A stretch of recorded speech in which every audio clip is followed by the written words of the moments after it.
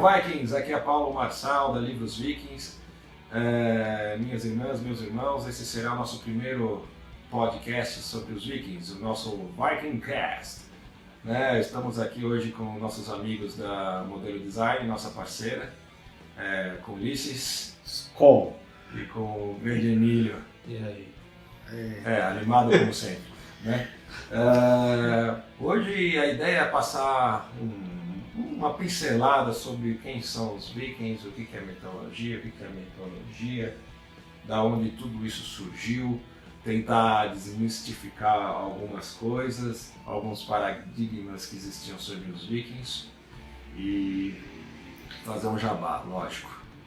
Eu digo, hein? Eu gosto de história, gosto de mitologia. Hoje é o dia. Hoje é o dia. Solta a vinheta.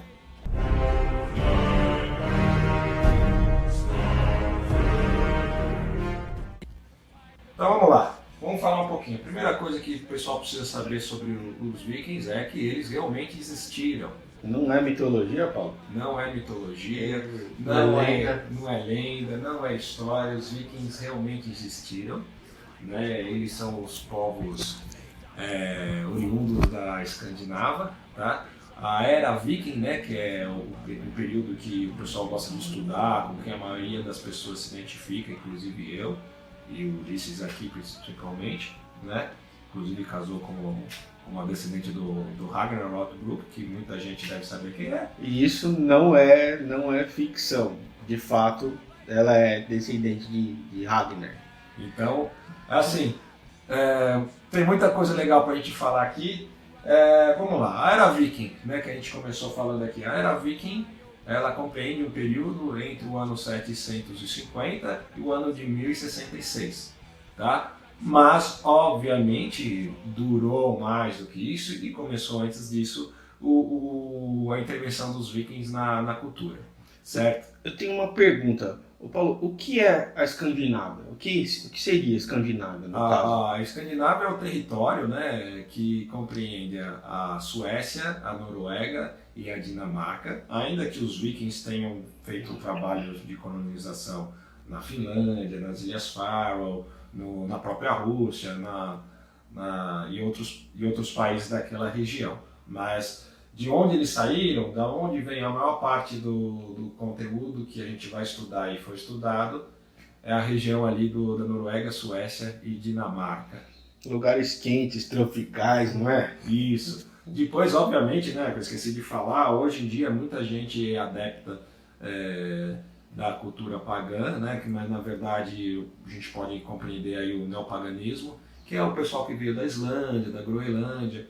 E aí, só que boa parte do que eles estudam veio depois da Era Viking, quase 500 anos aí depois, Isso é muita coisa, né? Que são aqueles símbolos diferentes, tridentes, etc. Ele já é do neopaganismo nórdico, que muita gente mistura aí com a mitologia nórdica, com os nórdicos antigos. Tá? A gente tem alguns relatos, de você achar símbolos, por exemplo, um Trishula junto a runas vikings. Isso é muito interessante naquela época. Ou seja, se a gente pegar na época dos Vikings, que é nesse período até 1066, que a gente considera, os poucos símbolos que você podia encontrar de fato registrados em algum lugar era o Mjolnir, que era o martelo do Thor, que era um dos deuses do panteão nórdico, o Valknut, o nome contemporâneo para o coração de Hrungnir, que é aqueles 3 triângulos um dentro do outro. Sim. Que inclusive é o símbolo da Livros Vikings, tá? Inclusive, nossa, muita gente usa o Valknut, cara? Usa. Muita gente. A gente fez o nosso Valknut, na verdade, é o centro do coração de Hrungnir, Se você ver, ele é uma parte aqui. O Hrungnir foi um dragão que Thor assassinou, Um dos dragões, dos grandes dragões, junto com Fafnir. Exato. E aí tem umas histórias bem bacanas que depois vocês podem ler e a gente pode até indicar sobre ambos, tanto Hrungnir quanto Fafnir. Inclusive o Anel dos Nibelungos, que é uma derivação aí da mitologia nórdica. O tesouro nojento. O tesouro nojento. Que deu origem aí ao nosso querido Senhor dos Anéis, né? Eita, agora, olha lá, falando minha língua, Emília, olha lá. Isso foi uma versão romanceada, né, transformada em ópera pelo Richard Wagner, né? Mas isso é um assunto para mais pra Richard Wagner? Richard Wagner foi um escritor, um compositor alemão, né? Não sei exatamente de que época ele é, mas acredito que é aí dos primeiros séculos, aí, muitos anos atrás. Tá? Primeiros séculos assim do primeiro milênio, né? Dos meus, né? Agora, Paulo, só para situar a galera aí, cara, tipo, o que é mitologia, cara? Porque as pessoas muitas vezes elas confundem mitologia com história. Sim, a mitologia, se a gente vamos fazer um paralelo com uma coisa que a maior parte das pessoas conhecem, que é a religião, tá? E no caso, vamos sempre dar exemplo o cristianismo, que é o que está mais impregnado nas pessoas aqui, tá? Seja católico, seja evangélico, testemunho de Jeová, que já não é cristão, mas de certa forma tem as mesmas ideias, né? Mas vamos ver assim, a mitologia nada mais é do que as crenças nos deuses pagãos. O pagão é aquele que crê num Deus que não seja Cristo, né? Então vamos dizer assim, de forma simples. Então, são as crenças pagãs, tá? A mitologia nórdica, no caso, são as crenças nos deuses dos vikings, né? Vamos dizer assim. Só para dar um adendo aqui, só para registrar também, os vikings, né? Hoje em dia é a denominação para o pessoal que vivia na Escandinávia naquele período da era viking, que compreendia entre 750, que foi a primeira invasão em Lindisfarne, até 1066, que foi quando o Harald Andrada morreu na batalha de Stamford Bridge, mas na Inglaterra.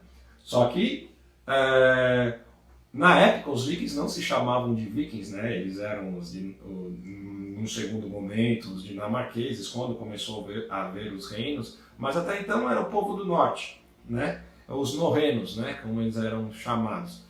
E conforme ficaram populares os piratas /vikings, né? Começaram tudo era pirata naquela época. Boa parte sim. Então começaram a associar todo mundo que era daquela época como os piratas, como os vikings, né? Inclusive hoje, né, que a gente vai postar isso mais para frente, mas hoje, dia 3 de dezembro, a gente postou no nosso blog Viking falando sobre isso daí, né? Sobre justamente os escandinavos daquela época não necessariamente eram vikings e podiam ter anglo-saxões e franceses que fossem vikings, que eram os piratas, né?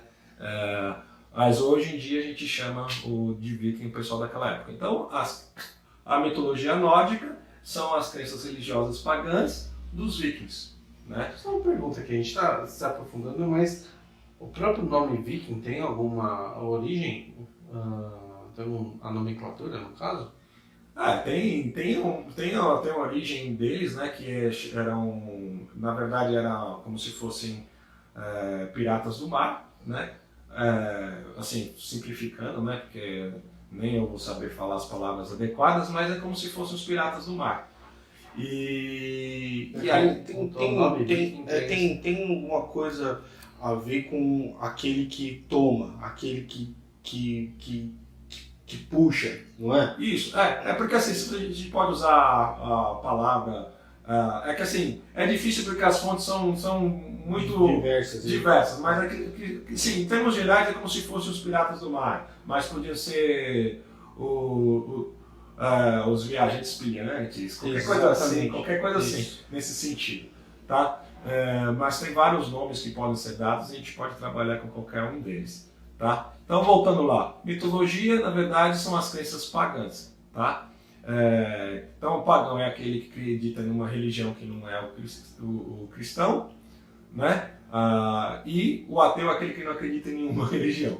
Então, que assim, às vezes as pessoas também confundem pagão com ateu, então não tem nada a ver uma coisa com a outra. Então, as crenças pagãs são aquelas lá. E as crenças nórdicas, né, do pagã do norte, são essas da mitologia nórdica que depois, junto com o neopaganismo, ajudaram a criar o odinismo ou Asatru Vanatru, que é o que o pessoal segue hoje em dia, tá? Que não necessariamente era o que os vikings seguiam, tá? Boa parte sim, porque vem tudo do mesmo lugar. Final do ano passado, eu fui padrinho num casamento Asatru, bem diferente, assim, eu diria, cara, bem diferente.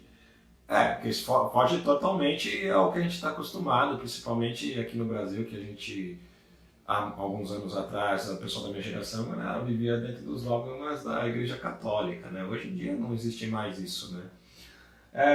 Bom, para falar um pouquinho da mitologia nórdica, tá? Até o comecinho dos anos 1000, tá? Só se tinha informações dos deuses contando de história para história, que são aquelas sagas e Edas, etc., que era de boca a boca, seja nas canções, ou seja em conversas no pé de uma fogueira, ou de pai para filho, de filho para neto, e etc.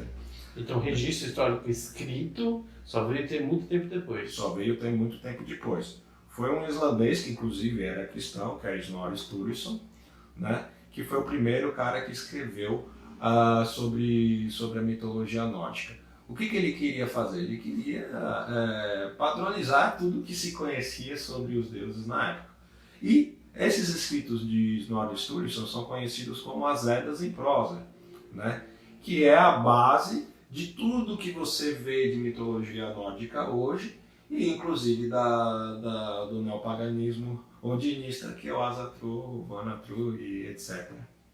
Tá? O Snorri Sturluson viveu entre os anos de 1178 e 1241, e a história que é contada na Edda em prosa culmina com Ragnarok, que é o crepúsculo dos deuses, que é a batalha final, onde os guerreiros mortos em batalha que foram escolhidos para ir para o Valhalla se unem com os deuses do panteão nórdico que vivem em Asgard, né?